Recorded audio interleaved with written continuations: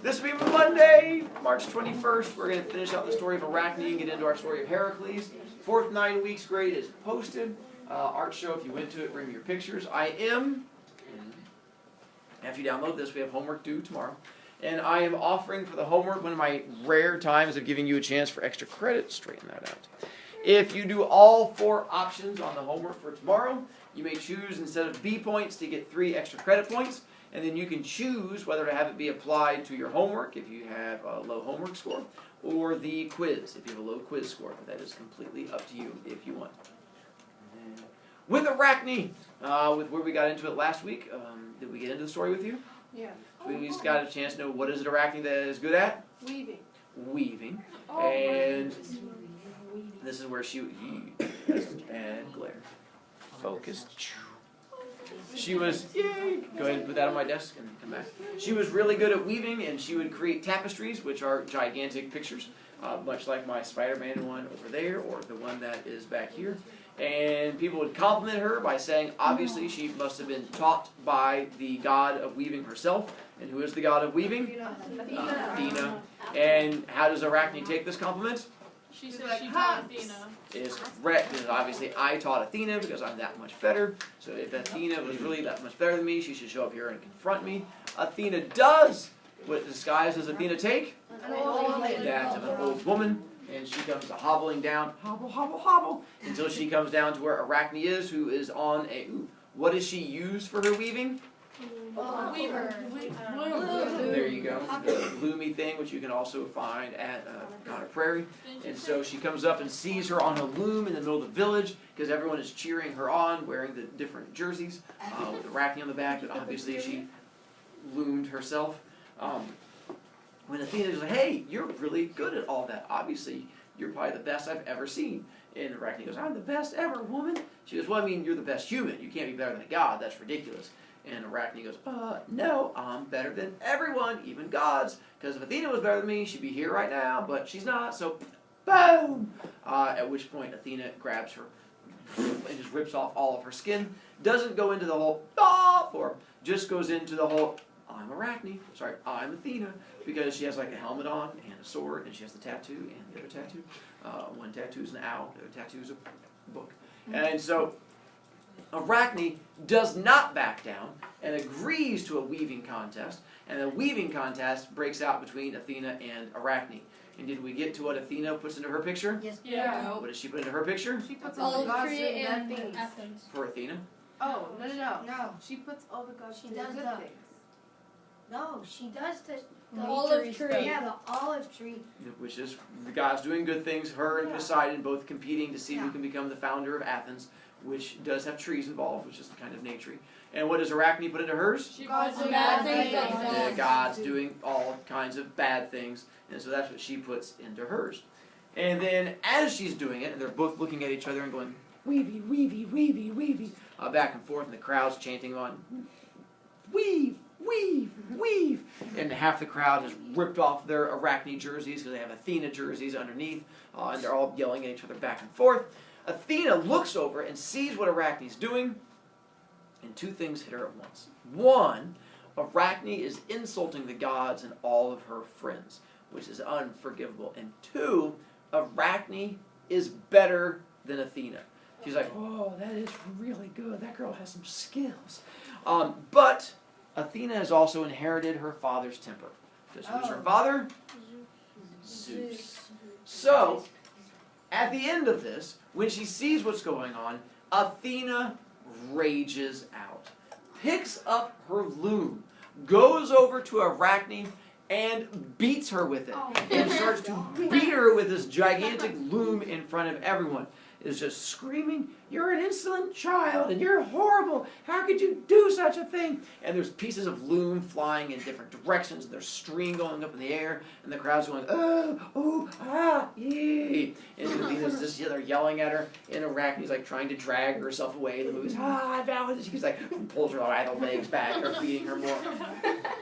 As she's doing it, the crowd is just doing the whole staring. And all of a sudden, Athena's looking around going, smash, and you're smash. And she realizes everyone's staring at her. She's like, put that down. Then she looks to the crowd and apologizes to the crowd. She's like, hey, probably shouldn't have lost my temper and beat her in front of you guys. Kind of made me look bad. I'm sorry. And while she's talking to the crowd, Arachne is so insulted by the fact that she got beat down by a god and embarrassed in front of her friends, she decides to end her own life. So while she's laying there, she takes the string from the loom, wraps it around her own neck, throws it over a nearby tree, and whoop, pulls herself up and hangs herself right there. All of a sudden, Athena, who's talking to the crowd, and the crowd goes, ah! And Athena goes, I know what I do. They're like, no! Like that. She's like, ah! And she sees Arachne like dangling behind her, and Athena goes, hey, don't do that. And Arachne goes, yak, yak. And she's like, stop it. And so what Athena does, she goes, all right, I can't let you continue because you insulted the gods. At the same time, you were better than me. And I agree that you should hang for your crimes, but you will not hang in this way. You will live, but not in the form you are now. You will weave, but not in the way you have weaved before. You will weave forever after, and your children will weave forever after. And the reason she does this is she turns Arachne into A spider. a spider. And as she sat there, she shriveled up, and Arachne became the very first spider. Oh, Which is where we get the official name for spiders, Arachne. which is arachnids. And that's where we get the word arachnid from, is from Arachne. And all of her children weaved after that because of the fact that she was such a great weaverist. Were her children like half spiders, half humans? Her children were half spider and half spider. That's where we get spiders from. They were not some kind of creepy spider person hybrid. Although that would be awesome. Wait, well, I'm They're not. confused. About which part? It's such a straightforward You know. story. Okay. Yes. If she was the first spider, who was the second spider? Because Children. But how did she have children? Do you remember when we killed a sky and replaced it with another sky? And we just accepted it? No. We'll throw this into the same category. No, because that's not how it works. Right. Because killing skies is how it works. Yes. Right. Mr. Brovicast, I'm trying to think. Dear, this is school. There's no thinking Stop. here. I'm trying to think. So now, we're going to take a look at a story about a guy by the name of Heracles. You know Heracles by a different name. Hercules. Hercules. Same guy. Hercules is his Roman name. Heracles is his Greek name. Just like we have Zeus and we have Jove. Same dude, two different names. Same thing happens here. This goes back to how most of our stories begin, which is Zeus being friendly. Zeus was friendly with a human girl by the name of Alcmena, Alcmena. And this is late in Greek mythology. Thousands of years have gone by.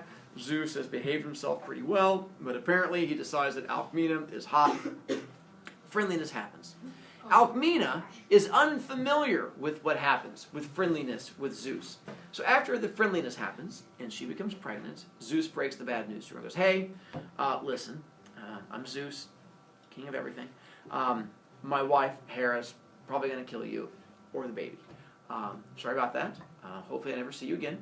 If I do, you'll probably be tortured. Good luck. And he takes off. Alcmena doesn't want to die. He's like, I don't want to die. I don't want my baby to die. So she decides to take things into her own hands.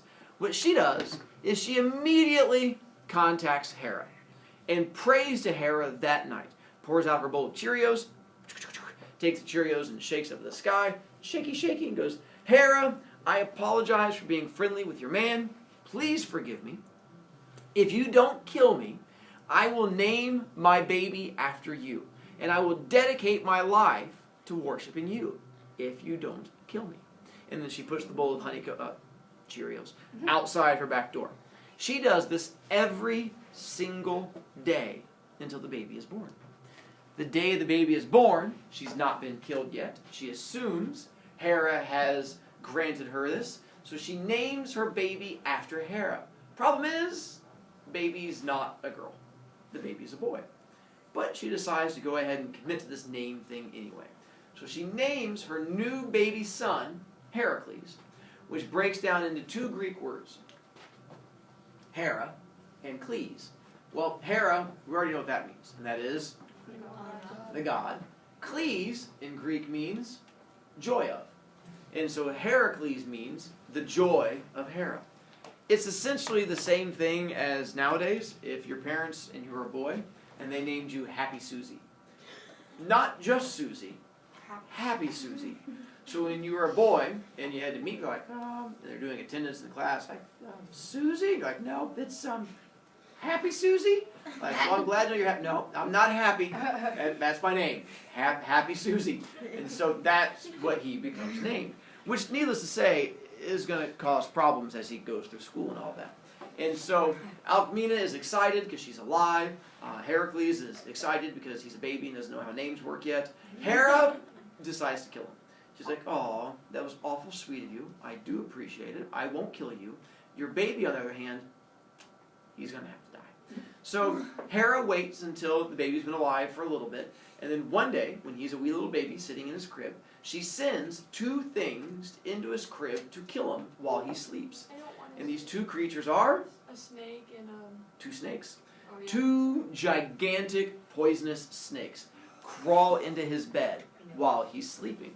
And they come up over the edge of the crib, and they sneak into him, and they go, "Roar!" And they jump at him to bite him, and before they do, Heracles reaches up and goes, "Squinkity, squinkity," and grabs both of them by the neck, and then just squeezes. And their eyeballs go, "Phew!" and fire out the front, and their heads go, "Kasplurfity!" And he goes, "Aw, the toys are dead." And he shakes around, they go, "Ah." He then takes his new snake toys and uses them to climb around the crib. And they stick into the wall, and he's like, "Flink," and they stick into the wall, and like, "Wee!" And they start swinging around the room, kaplinkity, kaplinkity, having a good time going around. Eventually gets tired, leaves the snake stuck into the ceiling, falls back into his crib, falls asleep.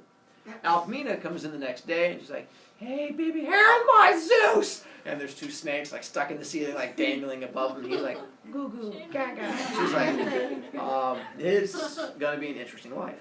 Hera, seeing the same thing, goes, "Ooh, this kid's going to be tougher to kill than I thought.